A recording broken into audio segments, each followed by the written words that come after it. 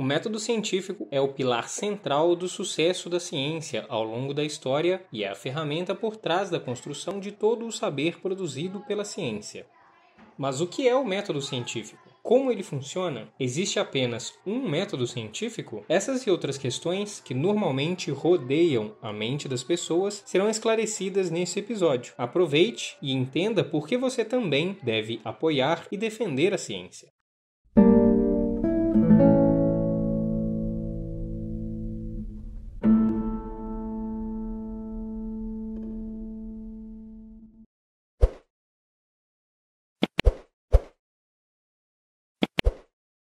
Para quem não é da academia ou não está ligado de alguma forma ao mundo da ciência, é natural ter dúvidas como: existe apenas um método científico? O que é o método científico? Como ele funciona? Porém, é muito importante que todos saibamos o que esses termos significam e por que eles são tão importantes. Precisamos ter esse tipo de conhecimento para podermos valorizar a ciência e apoiar os cientistas, que, como percebemos no período da pandemia, trabalharam intensamente para o bem da ciência. O que é a ciência?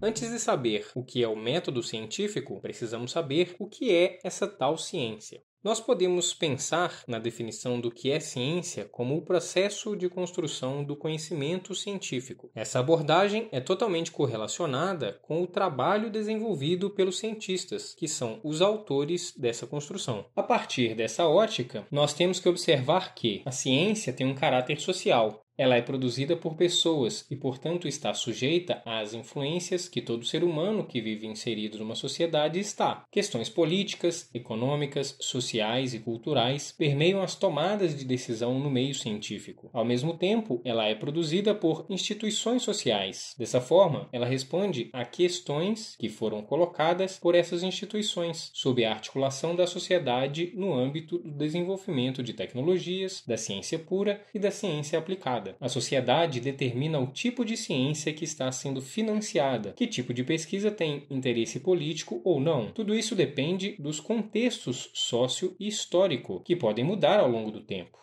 A ciência se desenvolve a partir de questões relevantes levantadas sobre a sociedade, sobre as quais se elaboram hipóteses, que então serão testadas. Assim, a produção do conhecimento científico tem como propulsor o pensamento divergente na busca por respostas a essas questões por meio da formulação de hipóteses, para se chegar à interpretação dos resultados de experimentos. Outra questão que devemos observar é que a ciência é uma interpretação da realidade. A interpretação do real é sempre interfaceada pela visão de quem interpreta. Por mais imparcial que se possa ser, essa observação não é neutra. Toda observação é orientada por uma série de teorias, circunstâncias e etc. Por isso, essas interpretações do que está sendo observado também dependem da teoria. Então, o que é real ou o objeto de observação não sofrerá mudanças, mas a sua interpretação pode mudar ao longo do tempo. Dessa forma, a ciência não é o equivalente direto do real e não se constrói unicamente a partir de experimentação e necessariamente da observação. Por isso, a ideia de que o conhecimento científico é construído única e exclusivamente por meio de empirismo é equivocada. Outra questão importante é que a ciência sempre segue métodos para testar suas hipóteses, mas existem diversos métodos possíveis para se produzir ciência. Esse pluralismo metodológico, ou seja, a diversidade de formas de investigação, é uma característica muito importante do processo de construção do conhecimento científico. Existem diferentes metodologias para a investigação de diferentes problemas. A escolha dos métodos pelos quais se conduzirá uma determinada investigação depende de um consenso na comunidade científica que estabelece os métodos e determina qual é o mais adequado para cada tipo de investigação, para cada tipo de problema. Além do pluralismo metodológico, deve-se observar uma coerência global. As diversas frentes de trabalho em todo o mundo devem ter um denominador comum para que os avanços conversem entre si e façam parte de uma grande rede de conhecimento unificada. Então, para que o trabalho de um cientista realizado, por exemplo, no Brasil, tenha validade para toda a comunidade científica mundial, ele deve ser divulgado para essa comunidade. Essa divulgação deve conter detalhes suficientes para que esses trabalhos possam ser reproduzidos em qualquer parte do mundo, em qualquer laboratório, a fim de se chegar ao mesmo resultado. Essa coerência global não é dada apenas em termos dos métodos, mas também em respeito às teorias vigentes em um dado momento. Assim, os resultados de um cientista brasileiro poderão ser interpretados por qualquer outro cientista no mundo, de acordo com essas teorias. O que não é ciência, e sim pseudociência.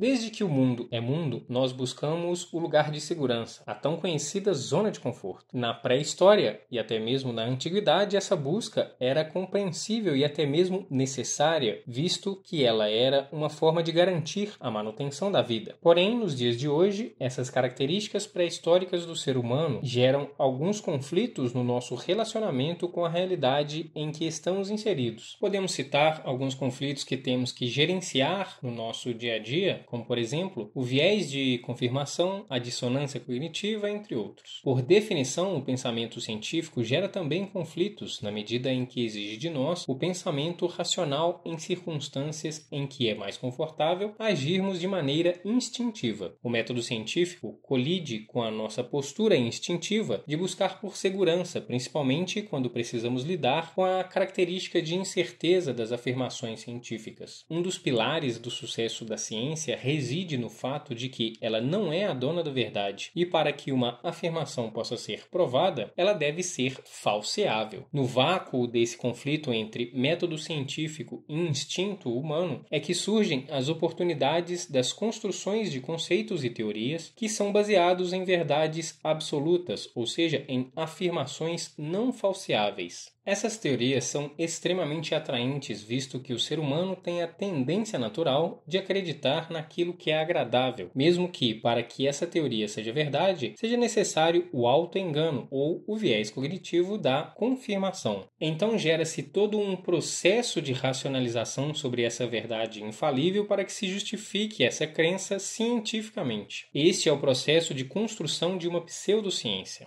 Portanto, pseudociência é um conjunto de crenças ou afirmações sobre o mundo ou a realidade que se considera equivocadamente como tendo base um estudo científico ou método científico. É um conjunto de teorias, métodos e afirmações com aparência científica, mas que partem de premissas falsas ou não usam métodos rigorosos ou legítimos de pesquisa. Um caso típico de pseudociência é a homeopatia. A homeopatia é um sistema de crenças notadamente bem-sucedido. Este sucesso se deve, em parte, ao fato da ampla difusão dessa prática nos últimos 120 anos no mundo inteiro e também pelo fato de que os remédios homeopáticos estão isentos da maioria dos requisitos regulatórios. Pesquisadores da Universidade de Medicina de Viena, na Áustria, publicaram na The Central European Journal of Medicine, em 2020, um artigo no qual afirmam que, abre aspas, a homeopatia não possui poder explicativo e, além disso, falha em outros critérios estabelecidos para uma abordagem científica, tendo sido repetidamente apontado que não existe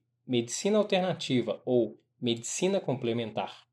O que existe é apenas medicamento, ou seja, um produto farmacológico testado que demonstrou eficácia segundo os métodos de análise. O resto, para além disso, é eticamente injustificável. Fecha aspas. Além disso, eles apontam que um dos fatores que contribuem para o sucesso das pseudociências, em geral, é a desinformação e a falta de conhecimento científico por parte dos pacientes. Abre aspas. A prática médica pressupõe que o paciente responsável tome uma decisão informada. Isso requer um nível considerável de educação em saúde e alfabetização científica, o que obviamente não é alcançado. Fecha aspas. Você pode encontrar todos os artigos citados nesse podcast no link na descrição. O método científico.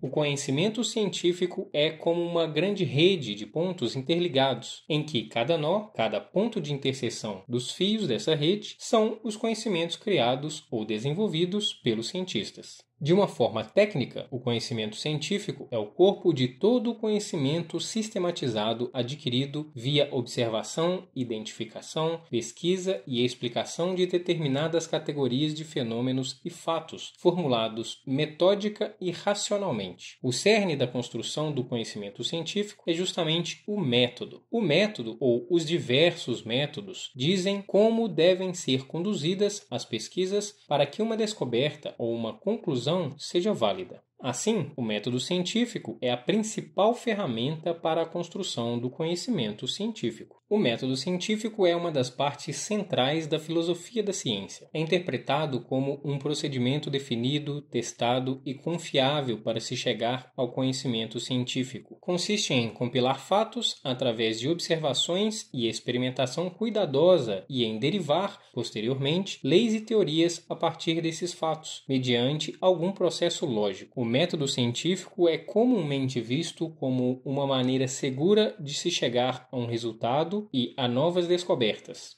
Isso confere um grande respeito à metodologia científica e é utilizado como forma de gerar credibilidade em comerciais, produtos, discursos e etc. E realmente, o que é provado cientificamente tem credibilidade. O problema é que nem tudo é realmente comprovado cientificamente. Por isso, muito cuidado!